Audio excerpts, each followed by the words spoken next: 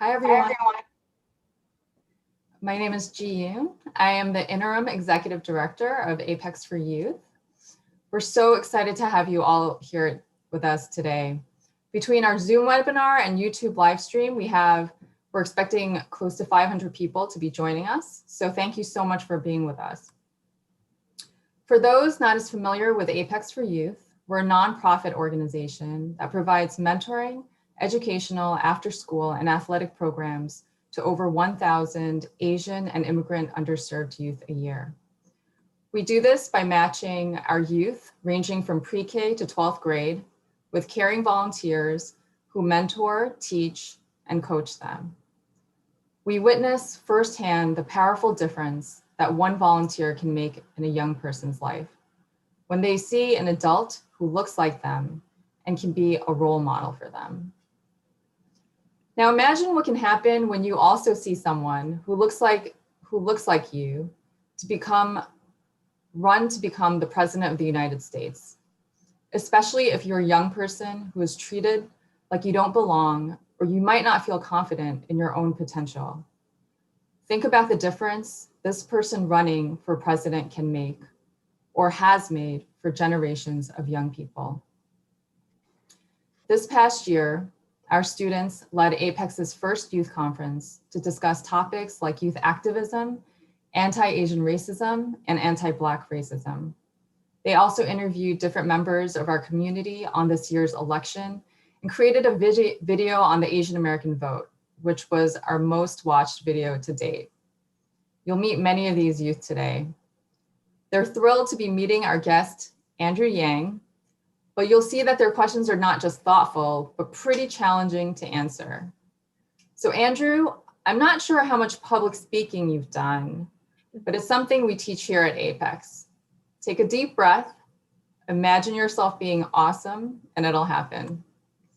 Before we get started, I'd like to thank our board members, Karen and Preeti, and our other board members and team of staff who've done so much to prepare for this event. Our panel of youth, who I know will be amazing, and all of you who are with us today. Principals, donors, volunteers, so many of you who have supported us. Thank you. And of course, the biggest thank you goes to Andrew and your team. Andrew was an honoree of our annual gala back in 2013 and has been a longtime supporter of Apex. Andrew, thank you for giving our youth and all of us this opportunity to learn more about your journey. Now I'd like to introduce Karen Wong, our board member and moderator today. Take it away, Karen. Thank you, Ji Yoon. And Andrew, let's go ahead and turn on your camera. Yes. Hey, Karen. Hi. How are you? Can you see me? It's you, me, and Preeti's mustache. Andrew, we are just so delighted. You are the first Asian American to run for president as a Democrat and a 20-year supporter of Apex for Youth. But let's start from the beginning. Oh, I remember that kid. Which one is Andrew? It's the littler one. Little one. So here you are, adorable baby, odd hairdo. But tell us where you grew up and where you went to high school. What kind of student were you?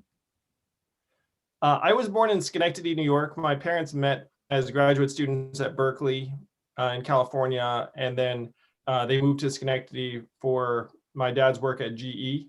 So I have very fond memories of Schenectady and the Chinese American community there. There were a bunch of GE kids that I played with, and then we moved to Westchester County, closer to New York City, when I was 4 years old, when my dad switched to IBM from GE. So that environment, I'd say that, I grew up in a town that I think maybe there were like 2% Asian, 1% Asian, something along those lines. It was a predominantly white community. Grew up in the 70s and 80s. And so I'm so glad I had my brother, because the two of us just geeked out and nerded out and played Dungeons and Dragons and read comic books and were each other's companions. So that gives you a glimpse into Andrew Yang, circa 1981, 82. I think this picture was from 76. Oh my gosh, I got bigger all of a sudden. So then at this point, I think I've graduated from college.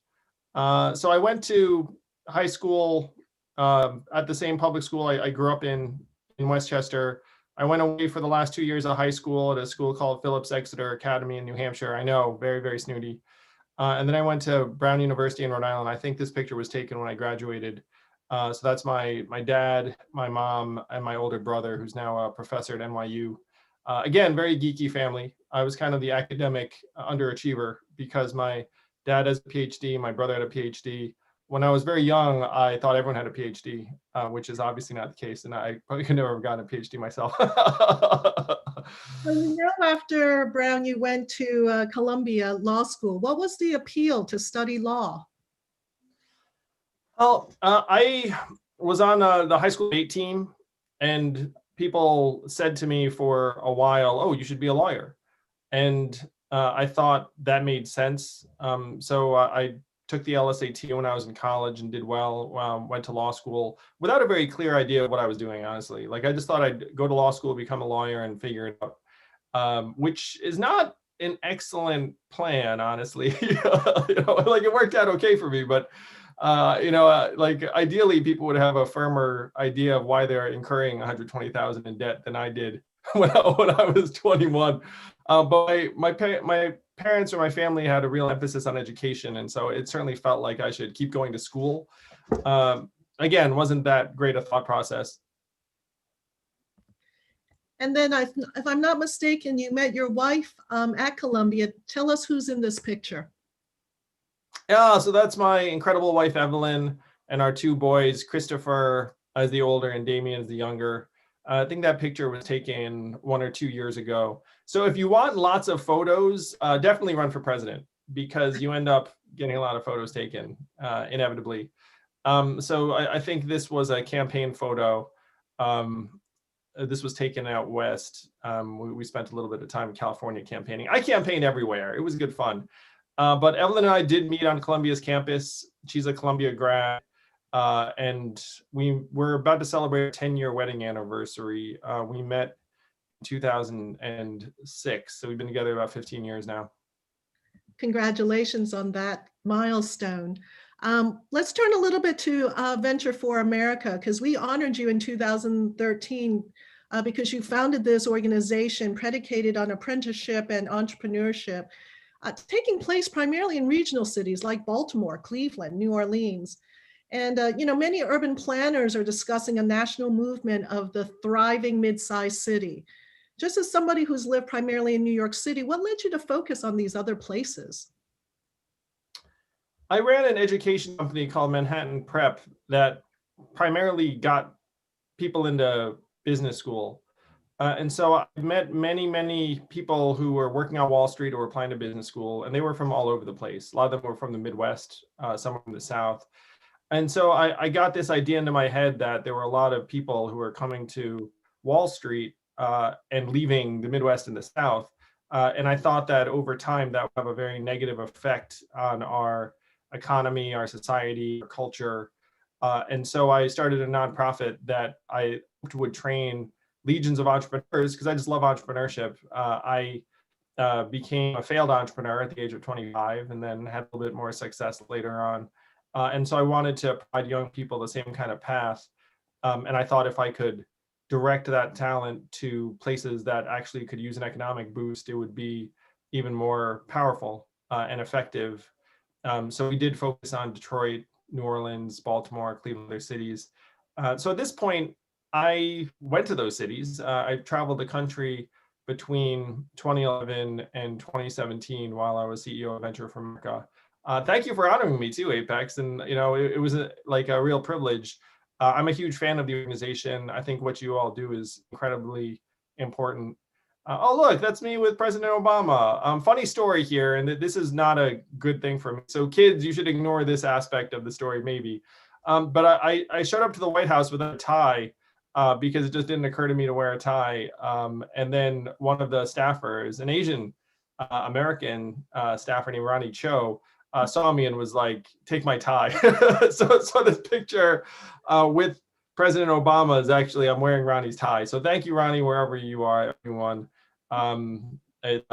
Yeah, so this is me talking to President Obama about Venture for America in 20, gosh, I think that this was actually relatively early. This might have been 2012 or 2013. Yes, that's when you were being honored as somebody who was creating change in the United States. Wanted to move to the platform you ran on for president because it had such a strong focus on education and specifically the importance of community, technical, and historical Black colleges, which was part of your agenda. The Amazon shareholder, Mackenzie Scott, may have been listening to you because she distributed $4 billion in the last several months, many of those dollars going to marginalized education spaces. So I want to know, were you advising Ms. Scott? I have not been in touch with Mackenzie. I hope to get in touch with her at some point because she's, I think, the #1 philanthropist in the country or world right now.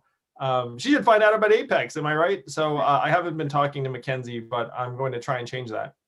Great. And then on a more serious note, in 1990, when George H.W. Bush was president, the US ranked 6th in the world in healthcare and education. And the latest study shows us at a dismal 27th. What do we need to do to fix our education ecosystems? I mean, that's a very big question, and there are a lot of answers, unfortunately. I mean, there are a number of things that we could be doing better, but this is very sad. We should be realistic about the fact that the United States has been declining, not just in these educational measurements, but in fundamental measurements like clean air and clean water, infant mortality, mental health. So what's happening here with education is actually reflected in a whole series of measurements where now we're 28th in the world according to a composite social index score, and it's declining. And this past week has demonstrated to all of us that our country is not faring well, and that Joe Biden's victory is not going to erase all of the problems. So education should be at the front of the list in terms of the problems we're trying to solve. And there are things we can do directly in our schools, which we should do. But one of the arguments I made on the campaign trail, and this is based on data, is that about 2/3 of children's educational outcomes are determined outside the school.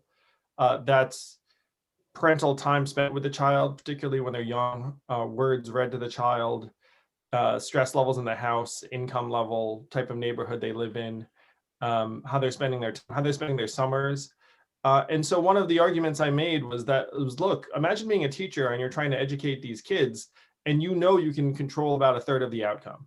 And then we're looking at you saying, hey, why can't you do it? Why can't you do it? And meanwhile, like they know, and we know that 2/3 is happening outside of the school. So we need to start thinking bigger about how we can get our kids in position to learn, because a lot of them are going home to environments where learning is difficult. Yeah.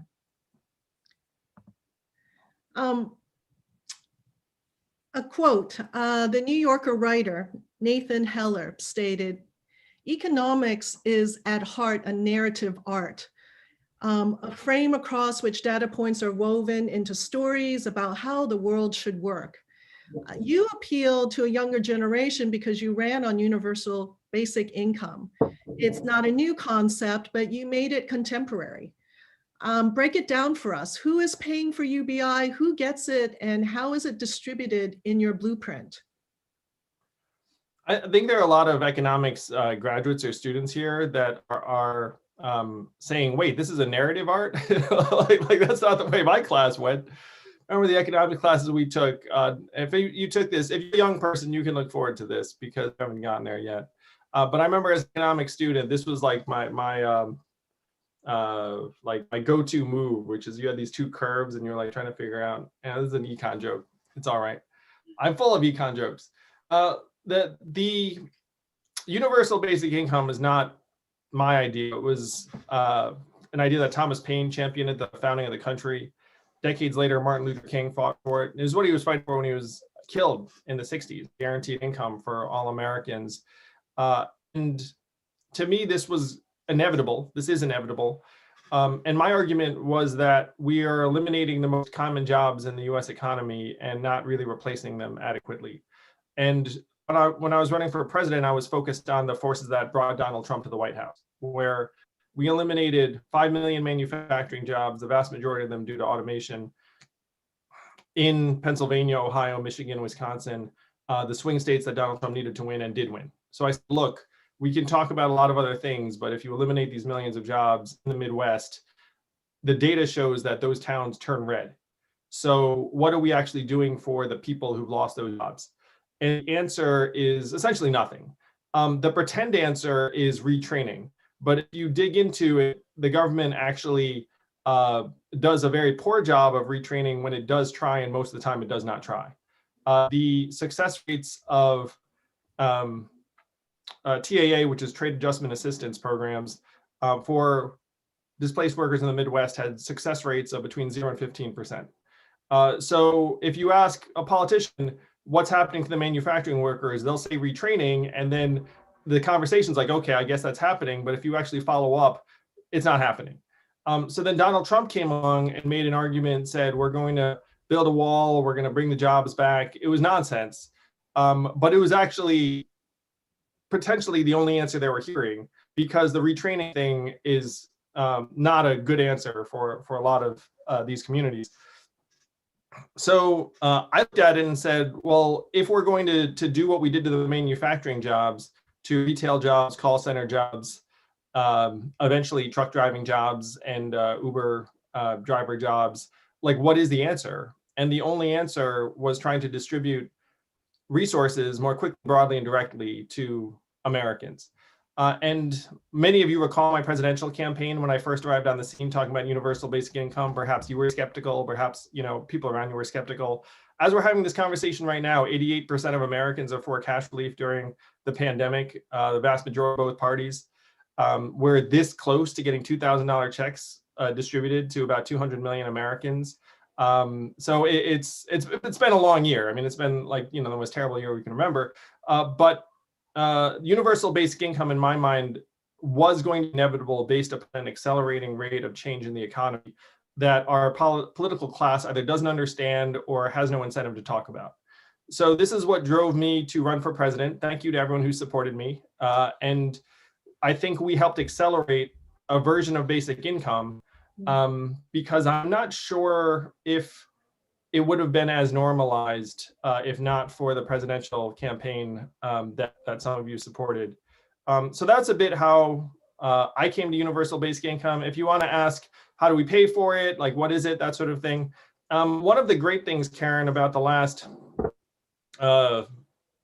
year has been that the question of how we pay for this has essentially disappeared, because we saw that when push came to shove, our government authorized 2.2 trillion in the CARES Act. They're going to authorize another 900 billion. Like, we could have done this the whole time if we just decided to do so, especially because the money, after it comes into our hands and your family's hands, you're just going to spend it right in the local economy anyway on food, fuel, care, nonprofits. Who would donate more to Apex if you all got some extra money? Hopefully you will. So the money would have just flowed right back into our communities in various ways. The way I was suggesting we pay for it was by having a tax on companies like Amazon that are now worth over $1 trillion and are paying zero or near zero in taxes. You look at some of our biggest companies, Amazon, Netflix, Starbucks, zero in federal taxes in a recent year. And so if you change that, you can pay for a lot of things. It's so interesting when you talk so much around this idea about data, but ultimately it is also about storytelling, and MATH, kind of true to your entrepreneurial DNA. I think you're the only candidate who leaned into merchandise to fund your presidential campaign. Share with us the origin story of how you came up with Make America Think Harder, and how many dollars did your merch generate? We sold over $3 million just in math hats. So I think the overall merch must have been probably closer to 10 million. But the origin of math was from supporters. And there was one supporter whom some of you know, David Liu, who's involved with the Museum of Chinese in America. So David's a friend. He became the head of my finance committee. And he said to me, he said, Andrew, the country's ready for you because we're going to want to swing the pendulum away from Donald Trump. And the opposite of Donald Trump is an Asian man who likes math. Now, he said this to me like in private as a joke. But then, like I said that to another group like this one, like, group of friends. And then people liked it and thought it was like a powerful idea. And then someone online said, math is an acronym. It stands for Make America Think Harder. And then our campaign embraced it. So like many of the best ideas from the campaign, it came from supporters organically in a grassroots fashion. Like a lot of the stuff on the campaign developed that way. And I think we had a more enthusiastic support base because it felt like it was theirs. And I was really proud of all the support we got. I mean, over 400,000 Americans donated to the campaign. We ended up raising 40 million or so. Yeah, it was an incredible journey, and really grateful to everyone who believed in me. And speaking of support, pundits have analyzed your presidential campaign, and they think your big break was really around your podcast appearances. What do you think it was about that medium that was so effective for you and your presidential campaign? I definitely would not have gone anywhere without podcasts, in large part because the ideas in my campaign were not easily distilled in a 60-second soundbite on cable. I would go on, I actually, most cable networks would not have me on. A pretty big change from today, huh? I mean, today, cable networks would be very happy to have me on. But when I was running, no one really wanted to have me on. And when I did go on cable, it didn't really drive any results. Like I would go on a minor MSNBC program or CNN, and then I would look at the website, look at like donors, and you would essentially see zero impact. It was very, I was like, did I just do a bad job? But then I'd go on podcast and I would talk for an hour with someone, and then after a really impactful podcast, we would actually see listeners donate thousands, tens of thousands. So this podcast you pictured here is with Joe Rogan. We were raising something like $100,000 a day. After this podcast came out, we might have raised I raised over $1 million in the week after this podcast. And if I look right now at how many people have viewed this conversation with Joe, I think the number is 6 million just on YouTube. And there'd be a similar number on his podcast because a lot of people consume it that way. So the audience and the engagement and the duration and nature of the conversation are much, much more powerful in generating real engagement and, frankly, resources than any number of cable hits.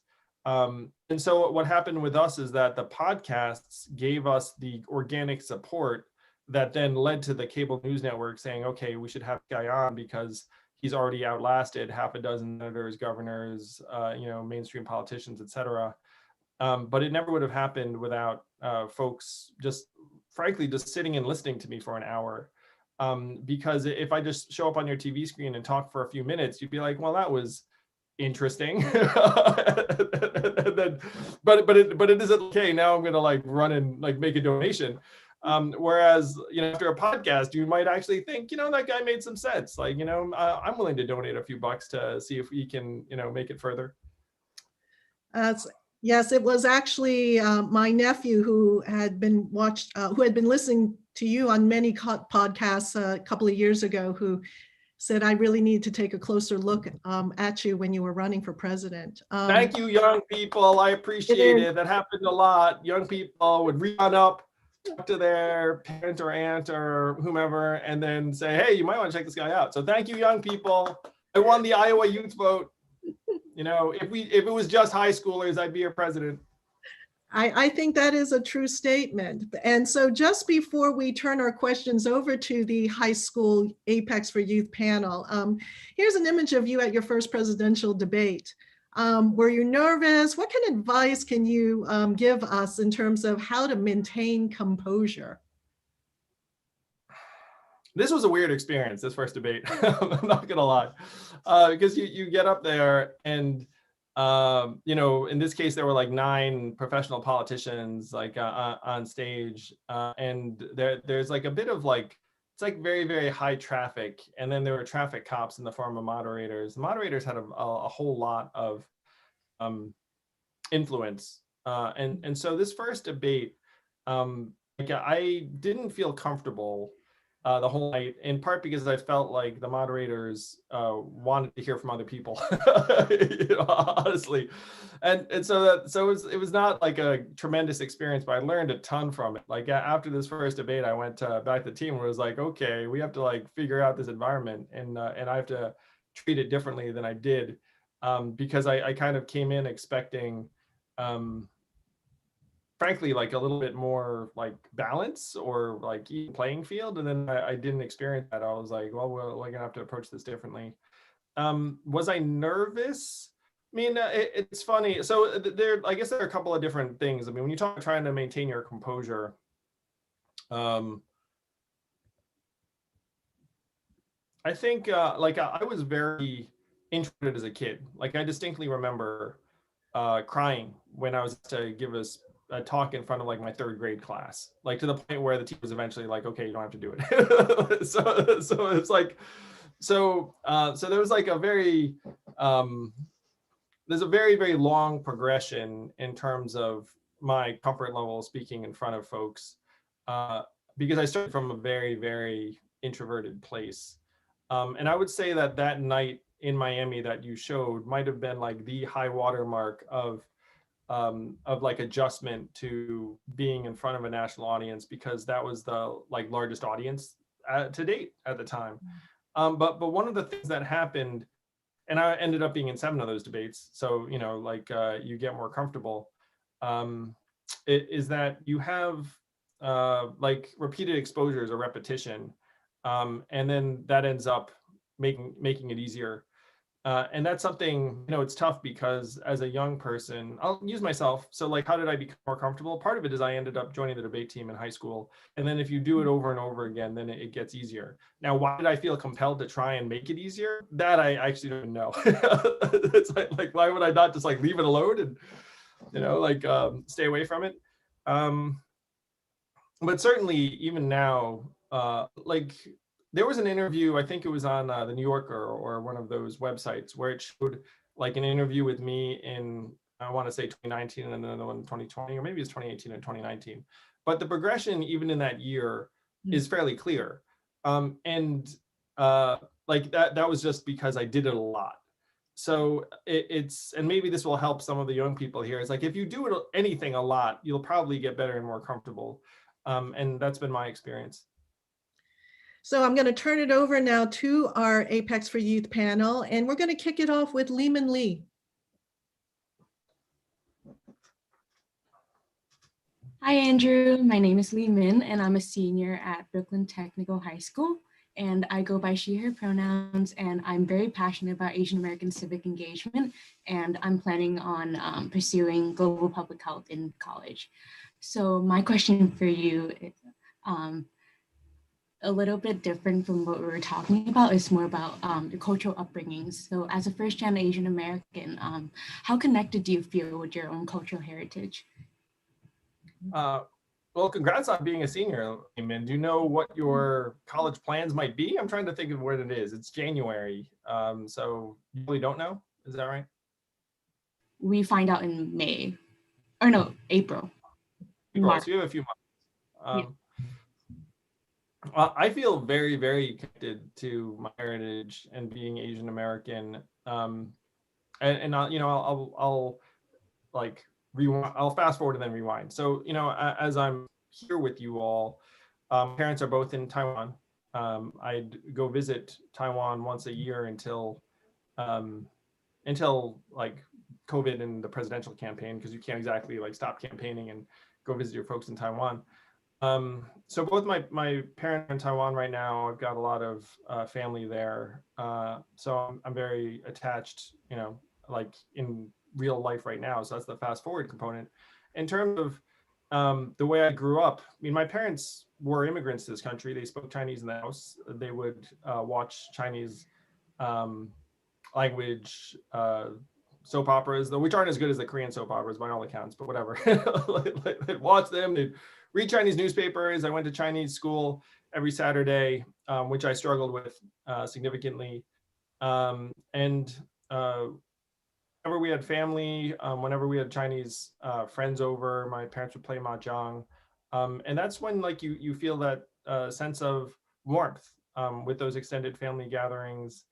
Um, I wish my Chinese were better. Like I did kind of a bad job throughout my childhood at absorbing the stuff I was learning. But I studied abroad for a semester in college, in part because I wanted to spend more time with family in Asia. And my entire academic life, for sure, like I was very highly involved with the Asian American community, with student organizations in ICASU in college, and then in law school, I co-founded an Asian Americans of the Law seminar that I think is still going on to this day. I'd have to check back, and that was 21 years ago.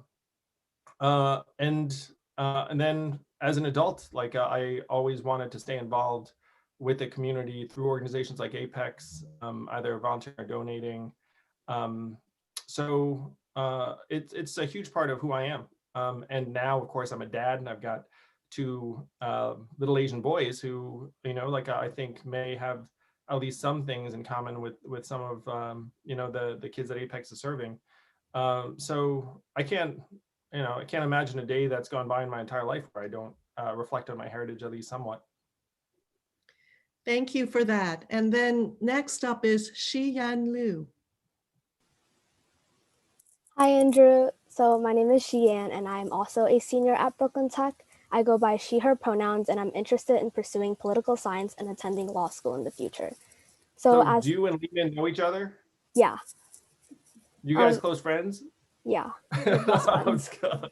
All right, good. I was kind of just asking. Go ahead. So my question to you is, as someone who is planning to major in political science and go to law school like you did in the future, I wanted to know at what point in your life did you want to become a politician, and what advice would you give to someone like me? Oh, well, congratulations, Xian. I never thought I wanted to be a politician.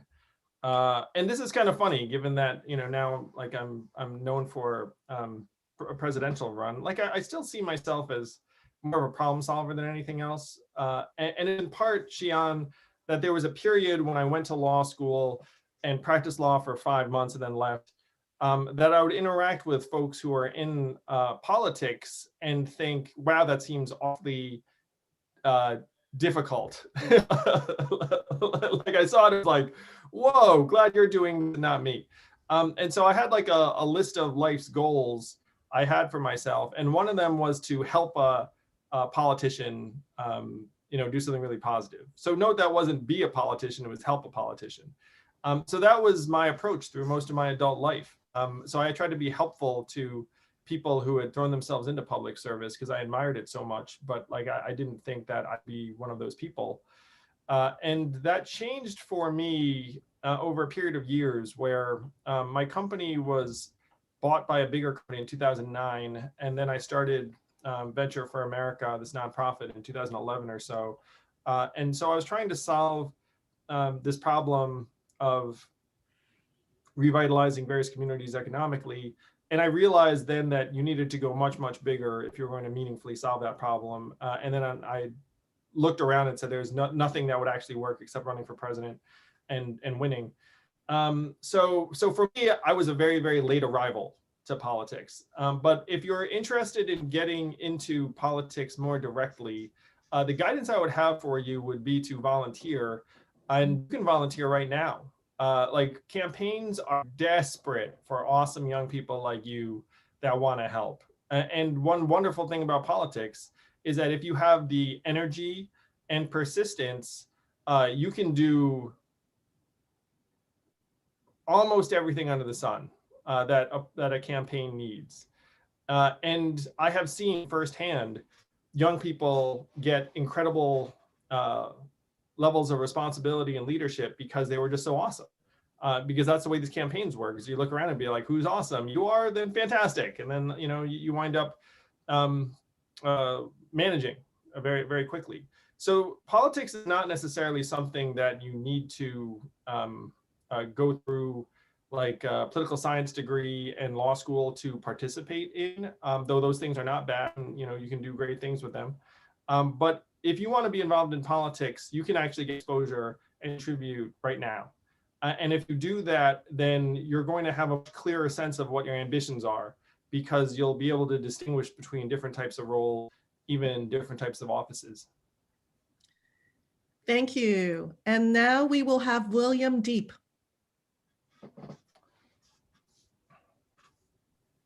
Hi, Andrew. My name is William Deep, and I'm a senior at the Brooklyn Latin School who goes by he, him pronouns, and I have a passion for public policy, hoping to run for US president one day. As an Asian American also wanting to run for president, I want to know, how did you push back against major influences in your life, possibly friends or family members that may have not wanted you to run for president? Wow, well, William, I love the aspiration. That's fantastic. How did you know that people weren't super pumped about my run when I first? They really weren't. You know, I mean, my parents were not into it. Preeti was among the more supportive. Thank you, Preeti. I really appreciated it. How did I overcome that? William, like, I had a very, very high degree of certainty that I could do something positive by running for president. And I saw it, and if I thought if I worked hard enough for long enough, then other people would see it too. It was not an easy period of months, particularly the first year or so on the campaign, because folks were very, very dubious and very skeptical. But one thing that you will find in your personal life is that if you ask your parents, I'll just use myself as an example, why not? If I ask my parents, hey, like, what do you think about my quitting my legal job and starting a company?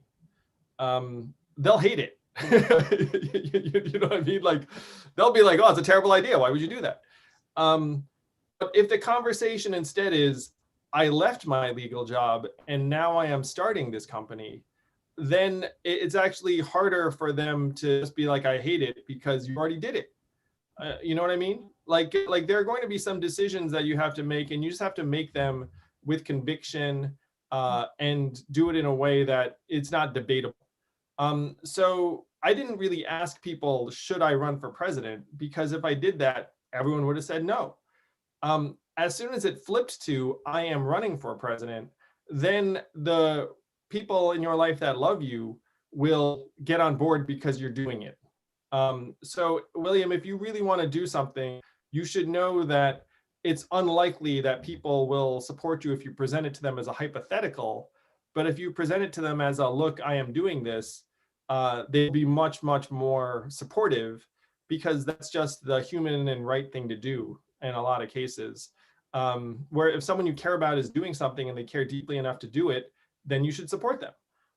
And the reverse is true too. This is like it's a tough thing about certainly running for office or starting a business or a lot of things. Like, people respond to conviction and commitment. And people also respond to the lack thereof. Like there is no one who's going to be successful if they present what they're doing as like, what do you think? Because if people are like, oh, hate it, then you'll be like, oh, I guess I won't do it then. You know, like that's not something that's going to inspire a ton of support. And that's true of a lot of things, not just running for office. That's sage advice for all generations. We are now going to turn to Christopher Liu. Hi, my name is Christopher, and I'm a junior at Stuyvesant High School. I go by he, him pronouns, and I'm interested in civic policy and problem solving. You mentioned in an episode of Freakonomics Radio that one of your other policy ideas beyond UBI was the idea of having digital social credits. How would that work, and how does it compare to other social policies, like the social credit scores in China? Hey, Christopher, did you actually read my book? It's okay if you didn't. Well, because I mentioned it in the Freakonomics interview, but like, I write about it somewhat in my book. So it pains me that when people saw that I was talking about this digital currency, people likened it to what was going on with China, which is a very, very different thing. China was like evaluating certain measurements and using it as like a revved up credit score to say like this person, is an upstanding member of society, which is totally not where I was going at all. Where I was going with it was based upon an idea that came up in the 60s with Robert Kennedy around trying to give communities different ways of exchanging value with each other. So it's based upon something called time banking that a gentleman named Arthur Kahn came up with in the 60s. And the vision of it is that if I help my neighbor haul some wood or move their boiler or whatnot, then I get like a credit for that. It's like you can think of it as like a community credit. And then I can then use this community credit and give it to someone else who's going to babysit my kids. And it's just a way for us to stimulate exchanges of value and volunteerism in communities in ways that would make more sense than always having money change hands. So it's like a different way to exchange value and rejuvenate volunteerism and social interaction and doing good things to your neighbors, which is a very, very different vision than the Chinese thing. And I unfortunately think because, I'm Asian and I said something in this direction, everyone just likened it to the Chinese model. And then it's sort of a complicated enough idea that my campaign team said pretty much just stop talking about this because it's too complicated and you can't explain it in, a 60-second soundbite. So it was based upon a way to stimulate more engagement and volunteerism in communities. It's based upon an idea in the 60s, time banking, that actually has been in effect in hundreds of American communities over the last number of years. And now we'll have Vicky. Hi, Andrew. I'm Vicky, and I'm a senior at Bronx Science. I go by she, her pronouns, and I'm passionate about Asian American activism. So I was wondering what your thoughts were on East Asians dealing with microaggressions and racism that have often been overlooked as a result of the model minority myth. Hey, Vicky. No, I think it depends very much upon the nature of the interaction and the context.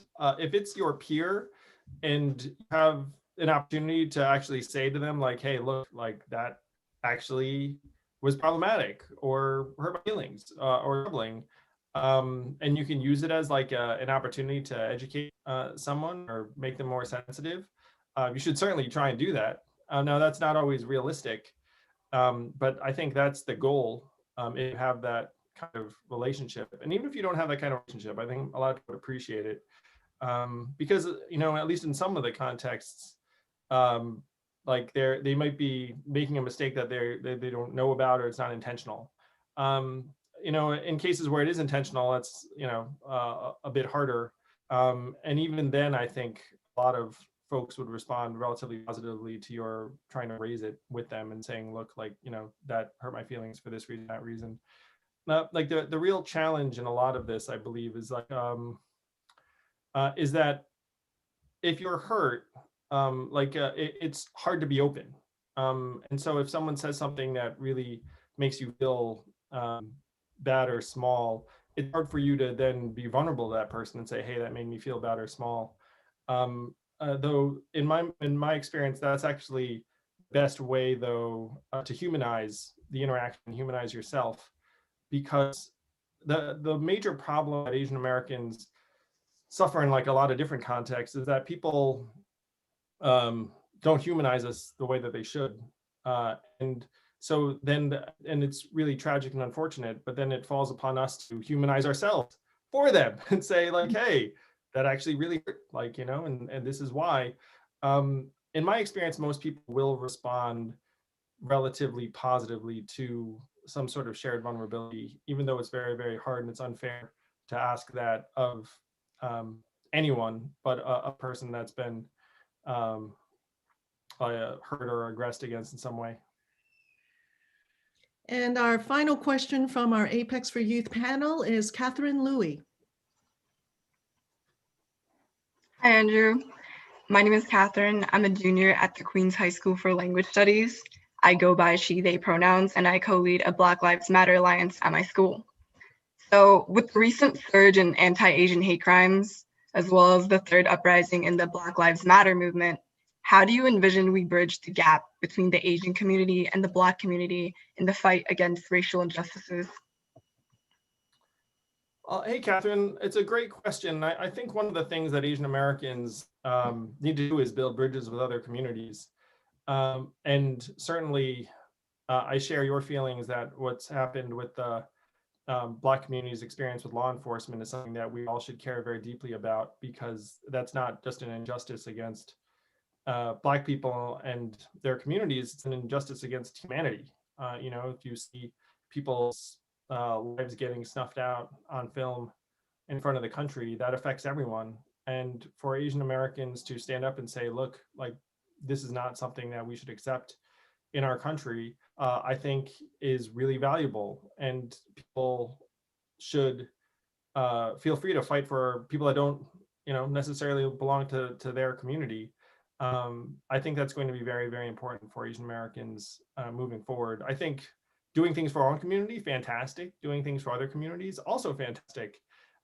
Just being put in a position where you are standing up for something you think is right is really, really important and valuable for our community, in part because people may not be accustomed to Asian Americans standing up and saying, we believe that this is wrong, or we believe that things should be better. And we're willing to stand up for it and fight for it and protest for it and donate for it and volunteer for it and vote for it, and do a lot of things that, frankly, Asian Americans have not been doing at the same levels as other communities. And so, wow, that is our Apex for Youth panel questions. And certainly I can say with a lot of pride, the future is Asian. The next questions come from two of our dynamic board members. Kathy Wong joined the Apex board 10 years ago and has been an SAT teacher and high school mentor. And Wen Zhao, a newer board member, she will chair our popular gala, which will take place later this year. Kathy, take it away. Hi, Andrew. What do you feel is the most critical issue facing Asian Americans in America and in New York City right now? Hey, Kathy, how are you? Good to see you again. In America, I mean, we all saw what happened this past week. I was very happy about the Georgia races, and then shocked and horrified at what happened in the Capitol. And I have many friends in the Capitol. I was trading text messages and phone messages with some of them, including Grace Meng. And they shared with me that it was a truly terrifying, horrifying experience. Like many people thought that it might be their last day on this earth.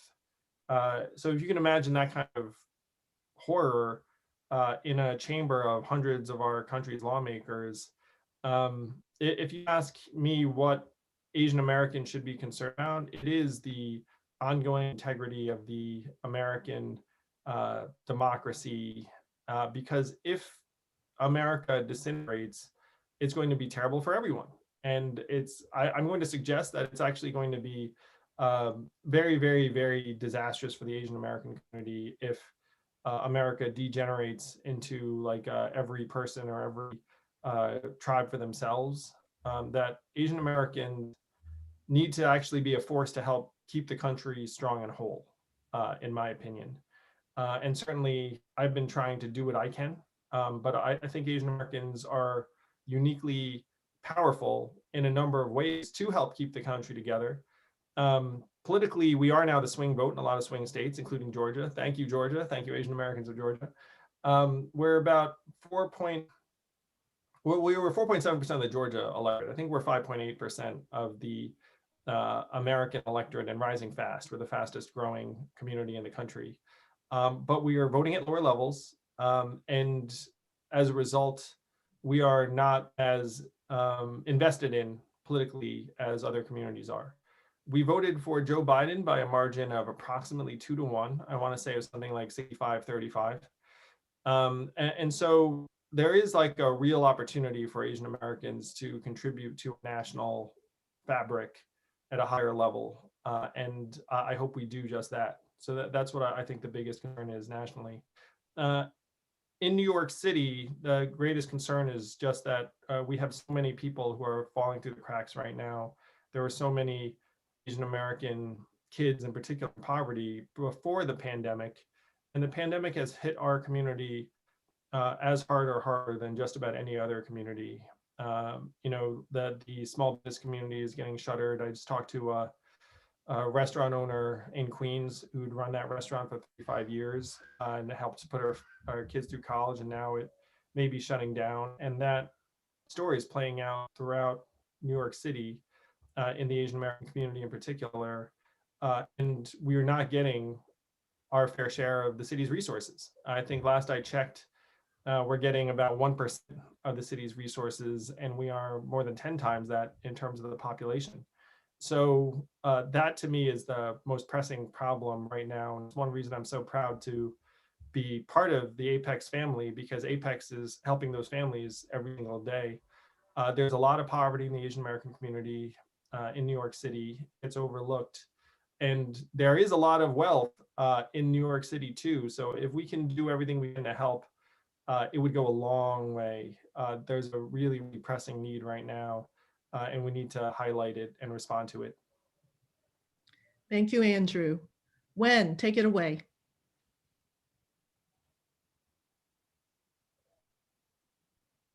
Wen, I think you might be muted. There you go. Hey, Andrew, how are you? Nice to Hey, see Wen, you how are you? again. Hey, Good to see you. good, good. Hi, everybody. Andrew, I have a really difficult question for you. What do you wish more people knew about you, and why? I think I'd go back to what I said earlier. It's like, I wish that people knew that I was and still am like a very bookish, introverted Asian, well, then kid and now dad. And I found myself in this public role because of my commitment to doing something really positive, and I did not see any other way to do it. Like, you know, I mean, it's like if there were another way to do it, I probably would have done that. But I'd like folks to know that at heart, I still am someone who, you know, prefers quiet, solitude, books, reading. Like a lot of folks who are, I think, on this call, and a lot of the kids that Apex serves. And not to say that that's true for everyone in our community, but I want people to know that in part because, like, I don't want them to see me as someone other than themselves. I've seen childhood photos of Preeti, and he was like a total nerd as well. You know, I think we missed some of my nerd childhood photos. So like, I'd want the people who are on this call and the kids that Apex is serving to know that I am much, much more like you. I think that many of you might believe just from the images you see on TV. And from our associate board, Anthony Liu, who joined the Apex community 5 years ago, starting out as an elementary test prep tutor. Anthony, go ahead with your question. Hi, Andrew. It's Anthony Liu calling in from Colorado. I'm here with my friend Kevin Fang. My question to you is, so you're an entrepreneur turned civic leader, obviously very successful and have done very well, but not exactly the types of traditional career paths for most Asians. So to the students out there who are told by their parents to become engineers and doctors and getting their PhDs, what advice do you have for them, especially if they feel passionate and elsewhere? Anthony, I would advise them to follow your example and beam into this event from a ski slope. I mean, what the heck is that about? You know what I mean? Well, we're a huge fan of yours, and we wouldn't miss this for the world. Oh, really? Look at that. These guys are like, hey, let's freaking like, like beam in from the slopes. You know, I would say that like our parents want what's best for us. But our parents are not us, and our parents' experience in this country is different than ours is. I mean, every generation is going to be different than the one that came before. I'm a parent now. I see my boys, and they are growing up very, very differently than I did. In some ways, that frankly concerned me greatly. But for the most part, I have this attitude. It's like, look, like it's going to be a different generation. So what I would say to the folks here is that we are going to be a different generation than our parents' generation. Our parents love and want what's best for us, but they may not get it right all the time. They may not understand some of the things that are possible in this country for us that might not have been possible for them. And this is particularly in area of entrepreneurship. I think Asian Americans should be pursuing entrepreneurship at higher levels because I think that there's so much need there, and we're really, really well suited for it in many ways. But our parents are probably not going to embrace that the same way they would embrace, you know, like a really steady professional role. So to me, we have to try to be true to ourselves. We love and appreciate our parents. We respect our parents. We admire everything that they've sacrificed for us. But they are not us. Our generation is going to be different than theirs. I can say this from direct experience. You can do something that your parents may not agree with, but if you commit yourself to it, if you pursue it in a way that your parents will appreciate, then they will come around over time. I can just about guarantee it, because that happened with me, and that happened with me before I'd probably even like had a whole lot of success, like because I was working hard at it, and I stayed happier. My parents eventually were like, okay, whatever you're doing, you know what's best. Well, forget about Henry Golden as our next James Bond. It's going to be our own Anthony Liu from the Slopes. I agree. And our final question of the afternoon to Andrew comes from our board chair. He is tireless, fearless advocate for all things Apex for Youth, Preeti Shratana. All right. Thank you very much, Karen. Also want to thank Andrew for making time to be with us today. On your comment about conviction and, you know, when your parents see conviction, they will go along with it. A lot of people in this Zoom don't know this, but we started this conversation by, before people joined, with Andrew asking about my mustache, and I told him that my mom refuses to FaceTime with me until I shave this thing off, a product of COVID. But I realized, since I think I'm going to keep it for a bit, with that conviction, I'm going to FaceTime my mom after this. But anyways, my question, first of all, I want to thank all of our guests and supporters for being here today. Your support means a lot. And also, you know, at Apex, at our core, we believe in the power of mentoring. And we especially believe that when our mentors reach new heights, that they create pathways so that the next generation can follow in their footsteps. So thank you, Andrew, for creating this pathway and opening doors for all of us. My question, so, you know, you and I have known each other for 15 plus years. So I feel like I'm allowed to ask you this. It is the big question we are all wondering, our young people and our kids want to know. New York Knicks or Brooklyn Nets?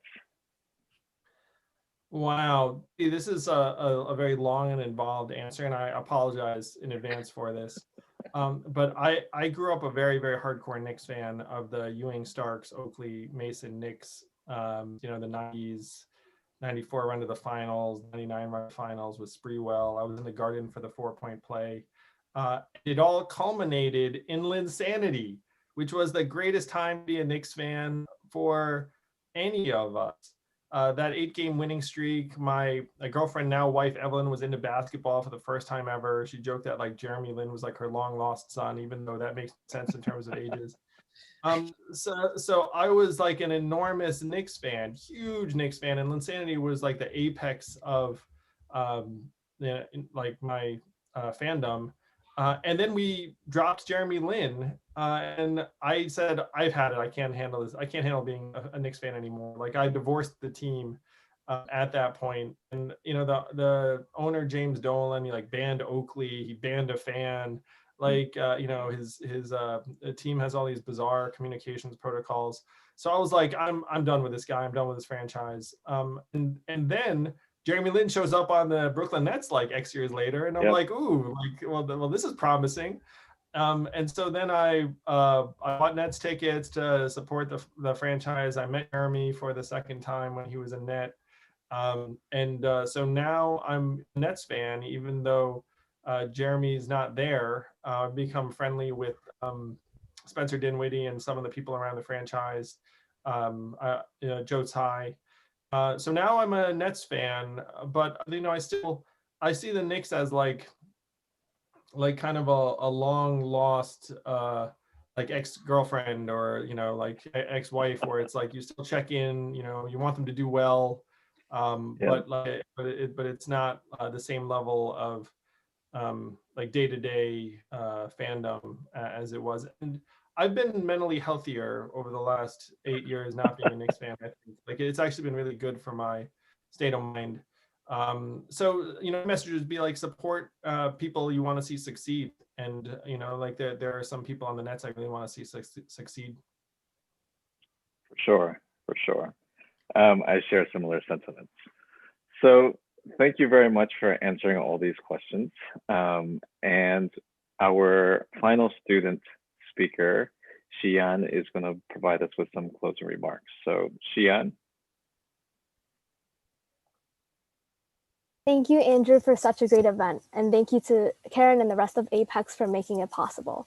I really enjoyed how insightful your responses are, and I'm really grateful for all the opportunities Apex has given me, especially being part of events like these. Thank you for coming, everyone, and see you next time. Donate to Apex. If you've got that money, I know some of you do, donate to Apex. Let's take care of our future. Appreciate the heck out of everyone. Amazing. Thank you, Andrew. Thank you, everyone.